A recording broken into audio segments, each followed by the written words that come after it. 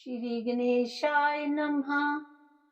करारविन्देन पदारविन्दं मुखारविन्दे विनिवेशयन्तं वटस्य पत्रस्य पुटे शयानं बालं मुकुन्दं मनसा स्मरामि। बालं मुकुन्दं मनसा स्मरामि। श्रीकृष्ण गोविन्द हरे मुरारे, हे नाथ नारायण वासुदेव। जिह्वे पिबस्वा मृतमेत देव, गोविन्द दामोदर माधवेति। गोविन्द दामोदर माधवेति। विक्रेतु कामा किल गोप कन्या, मुरारी पदार्पित चेत्तवृत्ति। दद्यादिकं मोहवशात् वोचत्, गोविन्द दामोदर माधवेति। गोविन्द दामोदर माधवेति। गृहे गृहे गोपवधू कदम्बा, सर्वे मिलित्वा समवाप्य योगम्। पुण्यानि नामानि पठन्ति नित्यं, गोविन्द दामोदर माधवेति। गोविन्द दामोदर माधवेति। सुखं शयाना निलये निजेऽपि, नामानि विष्णो प्रवदन्ति मर्त्याः। ते निश्चितं तन्मेतां व्रजन्ति, गोविन्द दामोदर माधवेति। गोविन्द दामोदर माधवेति। जिह्वे सदैवं भज सुन्दराणि, नामानि कृष्णस्य मनोहराणि। समस्त भक्तादिविनाशनानि, गोविन्द दामोदर माधवेति। गोविन्द दामोदर माधवेति। सुखावसाने इदमेव सारं, दुःखावसाने इदमेव गय्यम्। देहावसाने इदमेव जाप्यं, गोविन्द दामोदर माधवेति। गोविन्द दामोदर माधवेति। श्री कृष्ण राधा वर गोकुलेश, गोपाल गोवर्धननाथ विष्णु। जिह्वे पिबस्वा मृतमेत देव, गोविन्द दामोदर माधवेति। गोविन्द दामोदर माधवेति। जिह्वे रसज्ञ मधुर प्रिया त्वं, सत्यं हितं त्वां परम वदामि। आवर्णयेता मधुराक्षराणि, गोविन्द दामोदर माधवेति। गोविन्द दामोदर माधवेति। त्वामेव याचे मम देहि जिह्वे, समागते दंड धरे कृतान्ते वक्तव्यमेवं मधुरं सुभक्त्या गोविन्द दामोदर माधवेति गोविन्द दामोदर माधवेति। श्रीनाथ विश्वेश्वर विश्वमूर्ते श्रीदेव की नंदन दैत्य शत्रु जिह्वे पिबस्वा मृतमेत देव गोविन्द दामोदर माधवेति गोविन्द दामोदर माधवेति। करारविन्देन पदारविन्दं मुखारविन्दे विनिवेशयन्तं वटस्य पत्रस्य पुटे शयानं बालं मुकुन्दं मनसा स्मरामि बालं मुकुन्दं मनसा स्मरामि। श्रीकृष्ण गोविन्द हरे मुरारे हे नाथ नारायण वासुदेव जिह्वे पिबस्वा मृतमेत देव गोविन्द दामोदर माधवेति गोविन्द दामोदर माधवेति।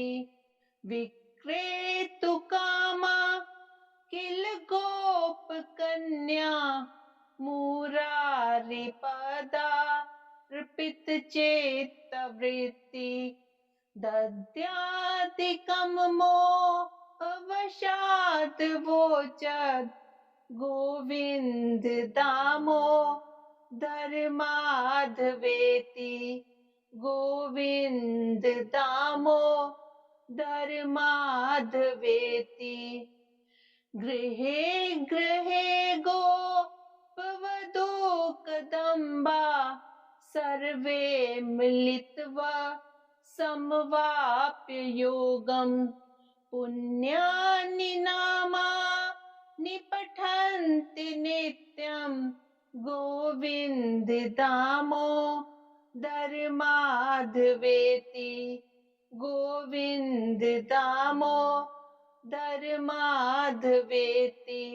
सुखं शयाना निलये निजेपि नामानि विष्णो प्रवदन्ति मर्त्याः ते निश्चितं तन्मेतां व्रजन्ति गोविन्द दामोदर माधवेति गोविन्द दामोदर माधवेति।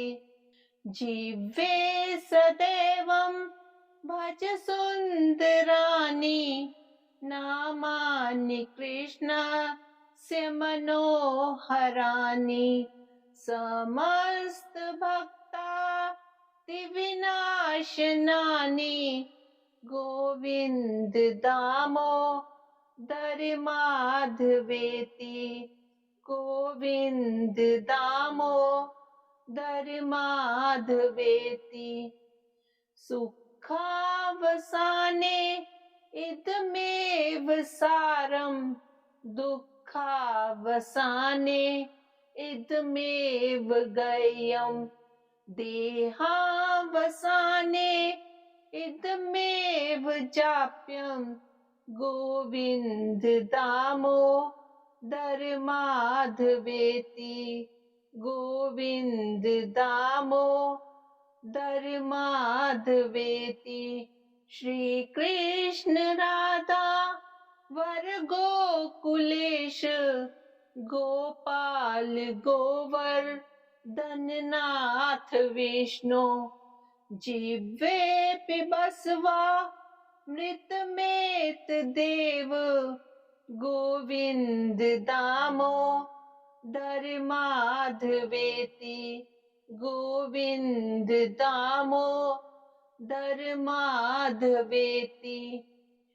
जिह्वेरसज्ञ मधुर प्रिया त्वं सत्यं हितं त्वां परम वदामि आवर्णयेता मधुराक्षराणि गोविन्द दामो धर्माधवेति गोविन्द दामो धर्माधवेति त्वामेव याचे मम देहि जिह्वे समागते दण्ड धरे कृतान्ते वक्तव्यमेवं मधुरं सुभक्त्या गोविन्द दामो धर्माधवेति गोविन्द दामो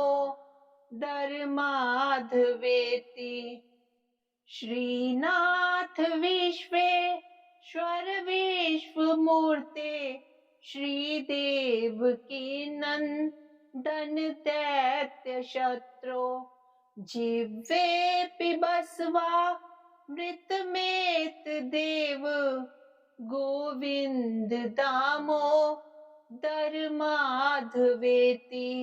गोविन्द दामो धर्माधवेति करारविन्देन पदारविन्दं मुखारविन्दे विनिवेशयन्तं वटस्य पत्रस्य पुटे शयानं बालं मुकुन्दं मनसा स्मरामि बालं मुकुन्दं मनसा स्मरामि श्रीकृष्ण गोविन्द हरे मुरारे हे नाथ नारायण वासुदेव जिह्वे पिबस्वा मृतमेत देव गोविन्द दामो धर्माधवेति गोविन्द दामो धर्माधवेति विक्रेतु कामा किल गोप कन्या मुरारिपदार्पित चेत्तवृत्ति दद्यादिकं मोहवशात् वोचत् गोविन्द दामो धर्माधवेति गोविन्द दामो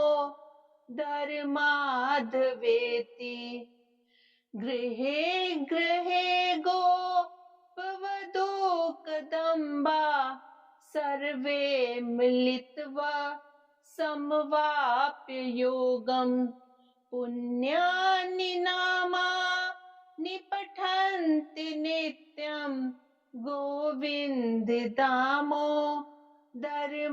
धर्माधवेति गोविन्द दामो धर्माधवेति सुखं शयाना निलये निजेपि नामानि विष्णो प्रवदन्ति मर्त्याः ते निश्चितं तन्मेतां व्रजन्ति गोविन्द दामो धर्माधवेति गोविन्द दामो धर्माधवेति जिह्वे सदैवं भज सुन्दराणि नामानि कृष्णस्य मनोहराणि समस्त भक्तादिविनाशनानि गोविन्द दामो धर्माधवेति गोविन्द दामो धर्माधवेति सुखावसाने इदमेव सारं दुःखावसाने इदमेव गय्यम् देहावसाने इदमेव जाप्यं गोविन्द दामोदर माधवेति गोविन्द दामोदर माधवेति श्री कृष्ण राधा वर गोकुलेश गोपाल गोवर्धननाथ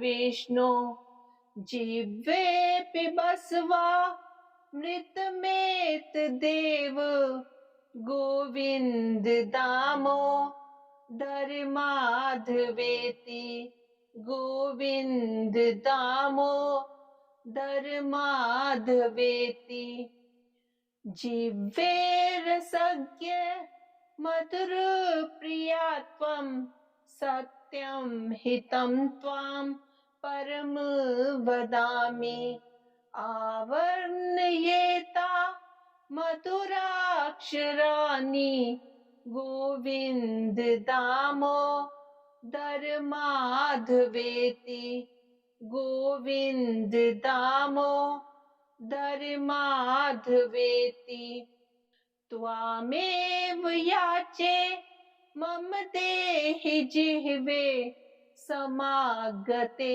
दण्डधरे कृतान्ते वक्तव्यमेवं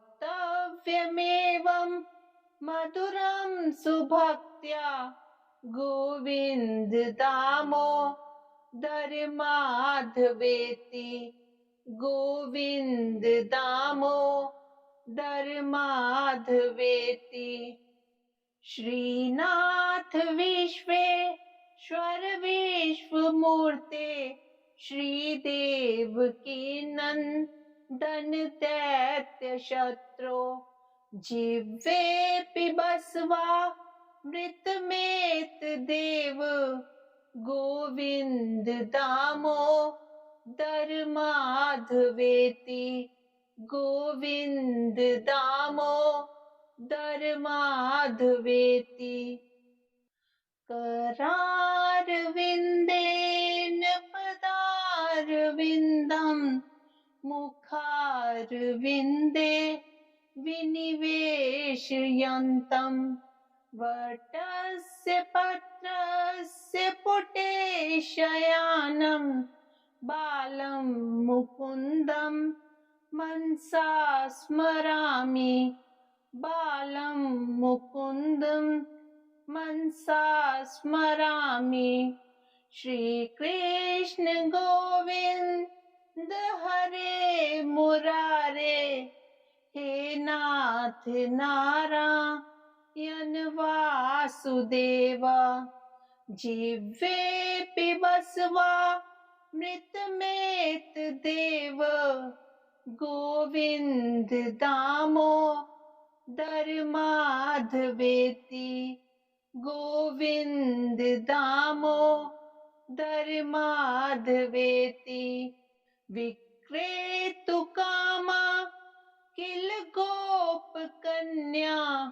मुरारी पदार्पित चेत्तवृत्ति दद्यादिकं मोहवशात् वोचत् गोविन्द दामोदर माधवेति गोविन्द दामोदर माधवेति गृहे गृहे गोपवधू कदम्बा सर्वे मिलित्वा समवाप्य योगं पुण्यानि नामानि पठन्ति नित्यं गोविन्द दामोदर माधवेति गोविन्द दामोदर माधवेति सुखं शयाना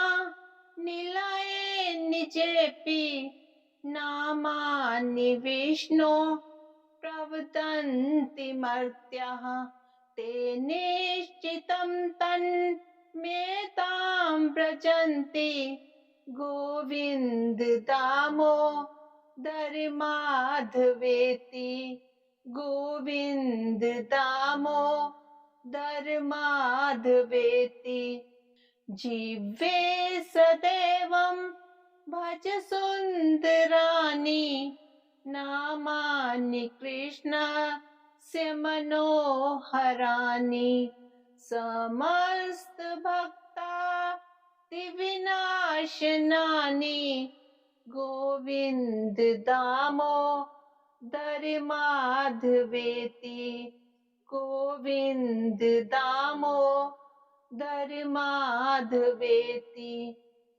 सुखावसाने इदमेव सारं दुःखावसाने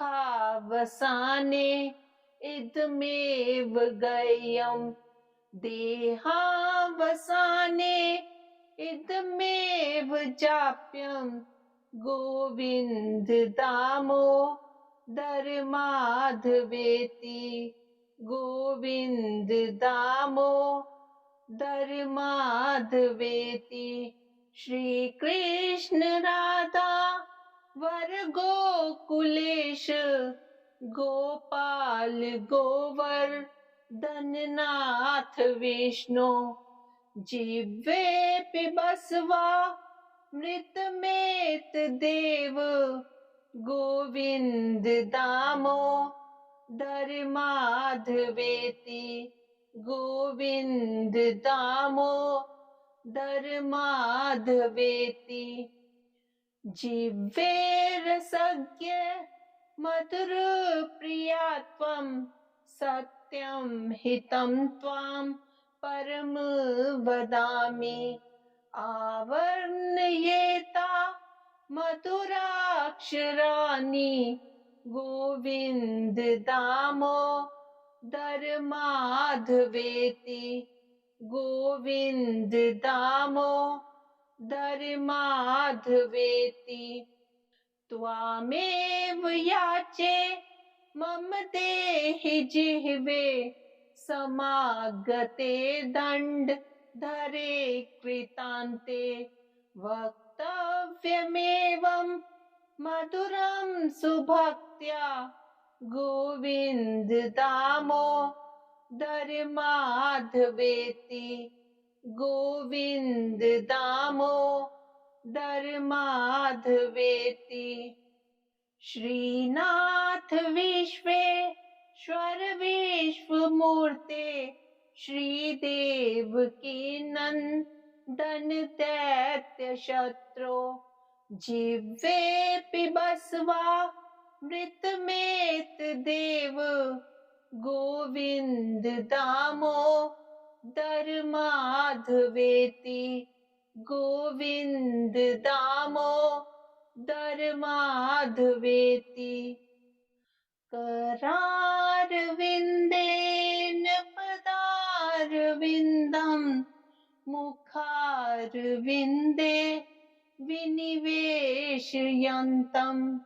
वटस्य पत्रस्य पुटे शयानं बालं मुकुन्दं मनसा स्मरामि बालं मुकुन्दं मनसा स्मरामि श्रीकृष्ण गोविन्द हरे मुरारे हे नाथ नारायण वासुदेव जिह्वे पिबस्वा मृतमेत देव गोविन्द दामोदर माधवेति गोविन्द दामोदर माधवेति विक्रेतु कामा किल गोप कन्या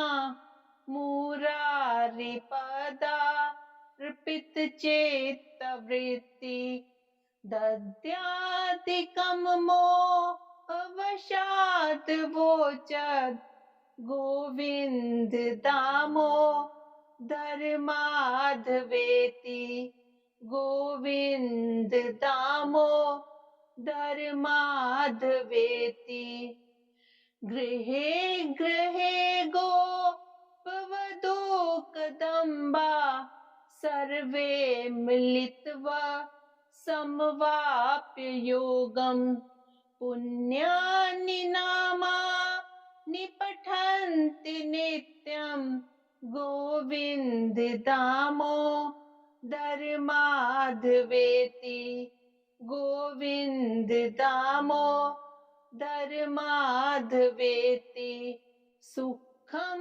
शयाना निलये निजेपि नामानि विष्णो प्रवदन्ति मर्त्याः ते निश्चितं तन्मेतां व्रजन्ति गोविन्द दामोदर माधवेति गोविन्द दामोदर माधवेति जीवे सदैवं भज सुन्दराणि नामानि कृष्णस्य मनोहराणि समस्त भक्तादिविनाशनानि गोविन्द दामोदर माधवेति गोविन्द दामोदर माधवेति सुखावसाने इदमेव सारं दुःखावसाने इदमेव गय्यं देहावसाने इदमेव जाप्यं गोविन्द दामोदर माधवेति गोविन्द दामोदर माधवेति श्री कृष्ण राधा वर गोकुलेश गोपाल गोवर्धननाथ विष्णु जिह्वे पिबस्वा मृतमेत देव गोविन्द दामोदर माधवेति गोविन्द दामोदर माधवेति जिह्वे रसज्ञ मधुर प्रिया त्वं सत्यं हितं त्वां परम वदामि आवर्णयेता मधुराक्षराणि गोविन्द दामोदर माधवेति गोविन्द दामोदर माधवेति त्वामेव याचे मम देहि जिह्वे समागते दण्डधरे कृतान्ते वक्तव्यमेवं मधुरं सुभक्त्या गोविन्द दामोदर माधवेति गोविन्द दामोदर माधवेति श्रीनाथ विश्वेश्वर विश्वमूर्ते श्रीदेवकी नन्दन दैत्य शत्रो जिह्वे पिबस्वा मृतमेत देव गोविन्द दामोदर माधवेति गोविन्द दामोदर माधवेति